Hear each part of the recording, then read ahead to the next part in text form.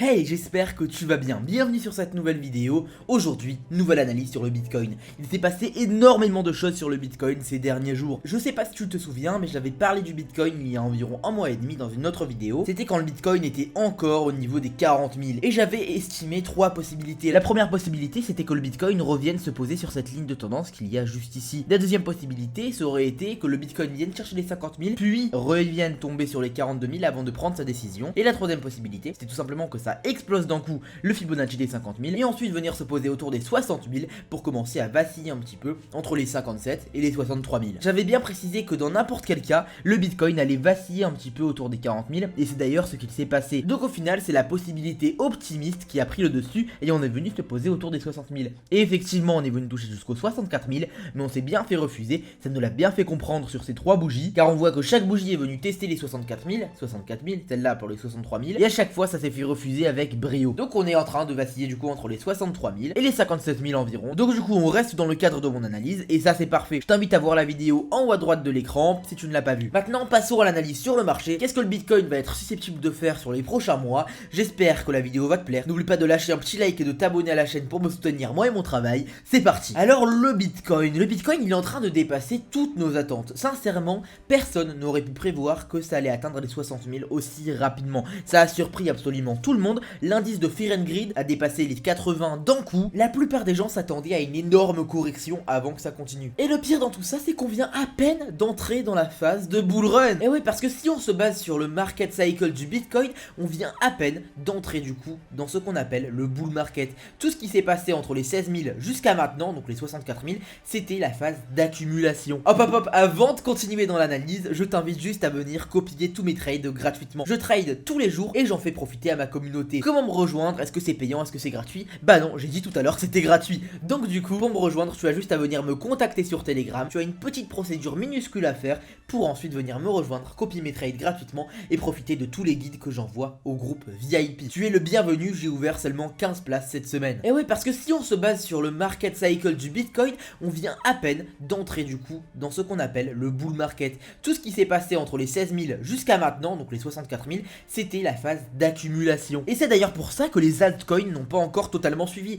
parce que le bull run vient à peine de commencer. Et d'ailleurs on l'a vu avec le Shiba, le Bon et tous les petits meme coins et shitcoins qui ont pumpé énormément cette semaine. C'est le cycle qui va pas tarder à se répéter. Le cycle est très simple, c'est d'abord le Bitcoin qui pump, puis le TH, puis ensuite les altcoins, ensuite les mid-cap, puis le marché se crash, ensuite les micro-caps, donc les shitcoins commencent à pumper, ensuite le marché devient un petit peu ennuyant, puis là, c'est les mêmes coins qui pump, d'accord? Donc c'est à dire qu'en seulement 4 jours, donc de là jusqu'à là, on a fait tout ce que je viens de dire, c'est-à-dire que le marché a été mis de côté et là aujourd'hui on est sur les mêmes coins qui pump. Ensuite on va avoir un saignement du marché, donc on va sûrement s'attendre aux prochains jours que le Bitcoin commence un peu à tomber, sûrement 2-3 jours maximum. Beaucoup de gens vont commencer à panic sell, donc à vendre en panique par peur ou par colère, puis on va avoir un dernier dump et ensuite ça va recommencer.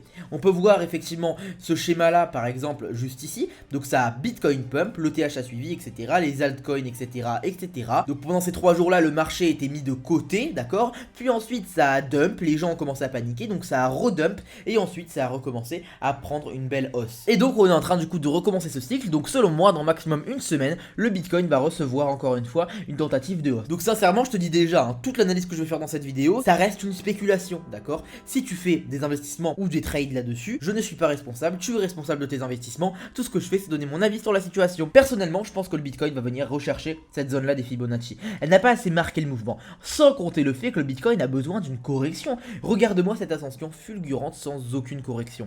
Là par exemple de là à ici on a eu notre correction, parce que là on est venu ici, on a pump, correction, voilà, on a fait une correction d'environ 60% et c'est très simple pour la continuité du Bitcoin. Là pour le coup le Bitcoin, aucune correction. Donc pour moi, sur les 2 prochaines semaines à venir, le Bitcoin va très probablement venir rechercher cette zone là de Fibonacci, donc aux alentours des 57 000. D'ailleurs je te montre comment mon Fibonacci est tracé, comme ça tu pourras faire la même chose de ton côté. Donc c'est sur le bottom de ce cycle et l'ATH du Bitcoin, tout simplement. D'ailleurs c'est quand même impressionnant de voir le Bitcoin aussi proche de son ATH, c'est vraiment incroyable à voir, hein, sincèrement. Donc voilà, je le répète, selon moi le Bitcoin va venir se poser sur cette zone là de Fibonacci, avant soit de casser et d'aller chercher les 50 000, pas forcément cette zone là, je parle vraiment des 50 000, soit de se faire refuser et de revenir tester les 60 000. Je te rappelle qu'il y a deux dumps différents, le saignement du marché et le dump final, d'accord? Donc ça c'est très simple à comprendre. Si le saignement du marché nous amène ici, alors le dump final va nous amener aux 50 000.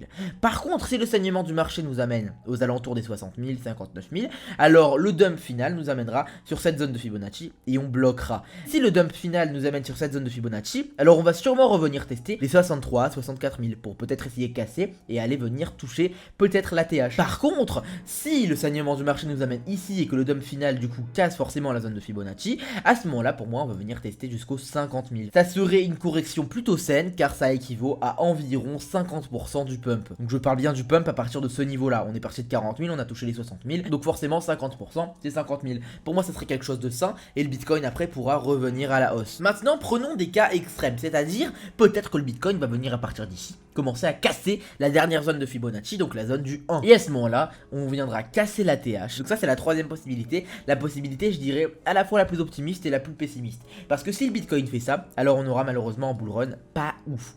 On viendra sûrement revenir ici parce que le Bitcoin a besoin d'une correction, encore une fois. Il faut qu'on vienne liquider tous les longs avant de repartir à la hausse. Il nous faut de la liquidation pour pouvoir avoir un pump de l'espace. Et ça, malheureusement, on ne l'aura pas forcément si ça continue de pumper jusqu'à casser la TH. Ça entraînera un engouement et une folie incroyable. Beaucoup de gens vont vendre au niveau de la TH. Et là, le Bitcoin, malheureusement, on aura droit à une correction sûrement fulgurante. Donc, selon moi, la chose la plus saine que le Bitcoin pourrait faire, ça serait sincèrement de venir se reposer sur cette zone de Fibonacci avant de revenir tester les 63 000.